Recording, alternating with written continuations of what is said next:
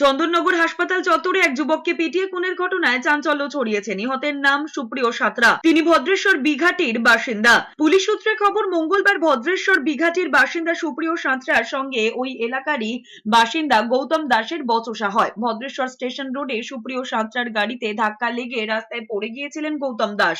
অভিযোগ, ঝগড়া চলার সময় গৌতম দাসকে লোহার রড দিয়ে মারে সুপ্রিয় সাঁতরা। মাথা ফেটে যাওয়ায় নিজের গাড়ি করে তাকে চন্দননগর হাসপাতালে নিয়ে যায় সুপ্রিয় সাঁতরা। চোট সামান্য থাকায় চিকিৎসক আহতকে প্রাথমিক চিকিৎসার পর ছেড়ে দেন। আহত গৌতম দাসের ছেলে ও তার পরিজনেরা ঘটনার খবর পেয়ে চন্দননগর হাসপাতালে চলে আসে। কেন তার বাবাকে মেরে মাথা ফাটানো হলো, এই নিয়ে বাদানুবাদ শুরু হয় সুপ্রিয় সাঁতরার সঙ্গে। কয়েকজন মিলে বেধড়ক মারধর করে তাকে। হাসপাতালের গেটেই লুটিয়ে পড়ে সে। সেখানে উপস্থিত কয়েকজন সঙ্গে সঙ্গে তাকে হাসপাতালে জরুরি বিভাগে নিয়ে যায়। চিকিৎসকেরা তাকে তখনই মৃত বলে ঘোষণা করেন।